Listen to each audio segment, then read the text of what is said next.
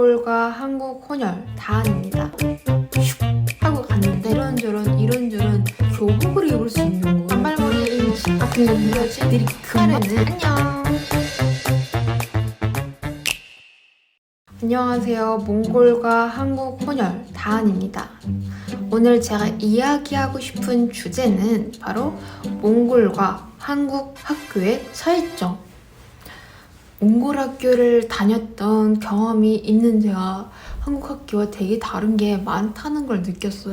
때는 제가 딱 갓 1학년을 마치고 방학 때 몽골로 갔었거든요. 이유는 그때 몰랐었어요. 그래서 그냥 놀러 가나 보다, 외할머니 보러 가나 보다 하고 설레는 마음으로 슉 하고 갔는데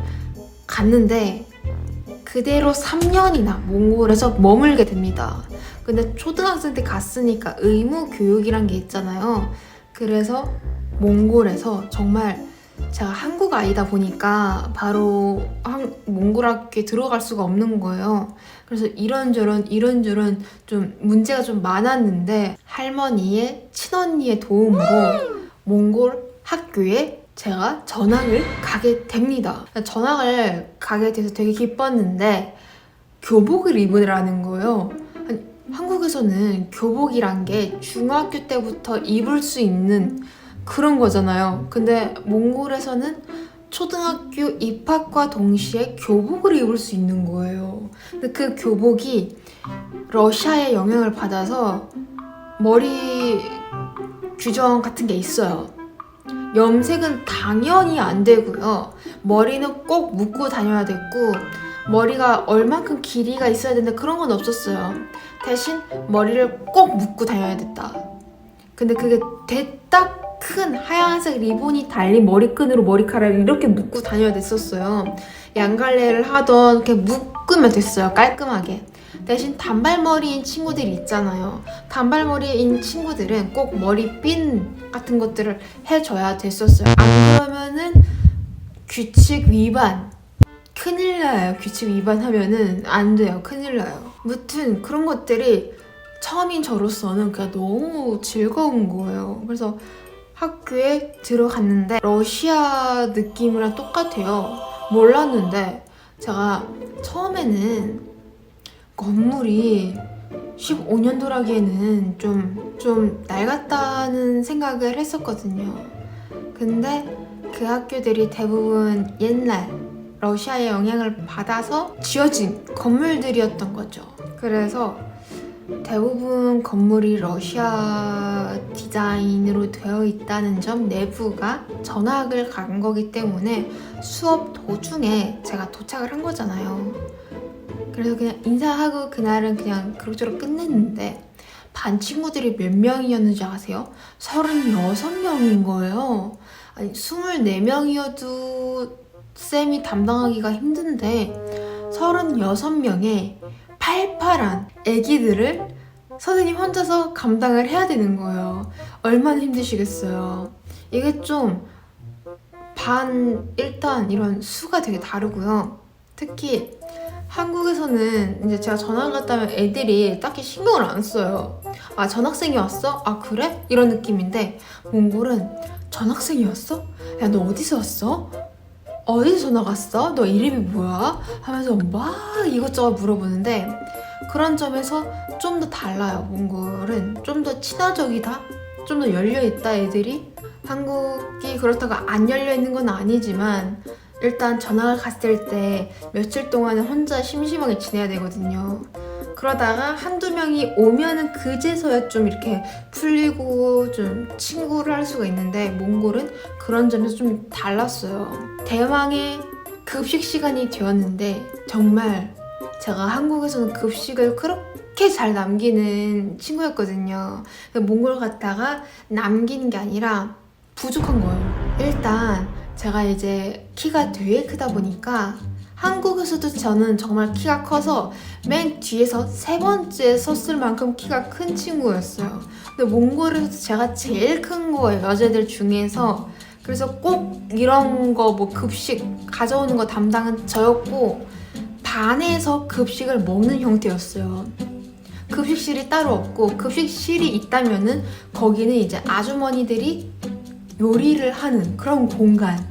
그래서 제가 가지고 와요. 그러면 일단 아이들 이런 조그만 철그릇 있잖아요. 그 밥그릇, 철로 된 한국 음식점에 있는 그런 그릇에다가 이제 그릇이 담긴 통이랑, 그리고 정말 스프나 죽이나 이제 오늘의 음식이 담겨진 큰 통을 들고 반까지 가져가곤 했는데, 저 혼자만 가져가진 않았고요. 당연히 저 포함 다른 친구랑 같이 들고 다녔어요.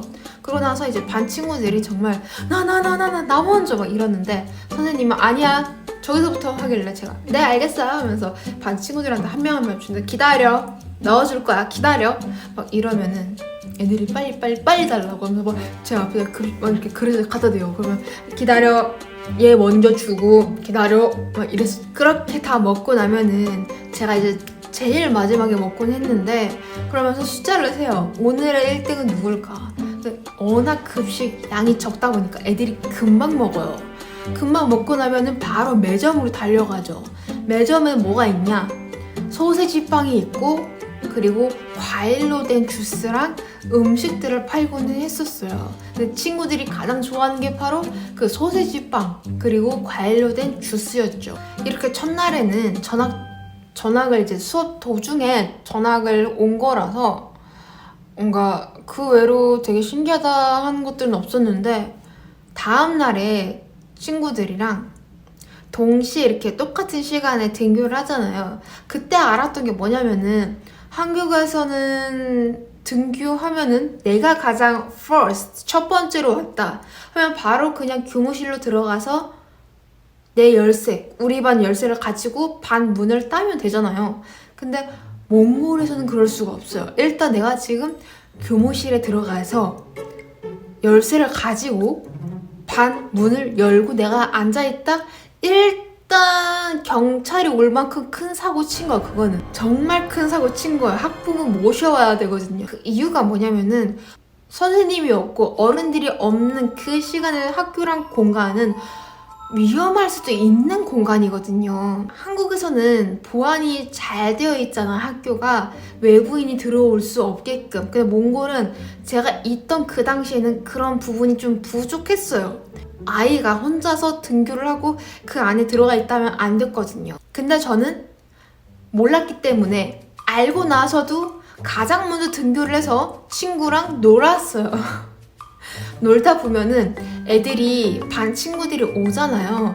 저희 반뿐만 아니라 다른 학년, 언니 오빠들까지 다 오고 선생님들까지 다 등교를 하면은 그제서 이제 학교 문이 열리고 반 친구들이 다 같이 학교로 들어갑니다.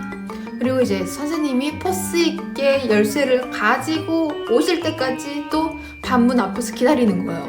그러면은 반문 앞에서 기다리고 있으면은 선배인 학년, 언니 오빠들이 나와요.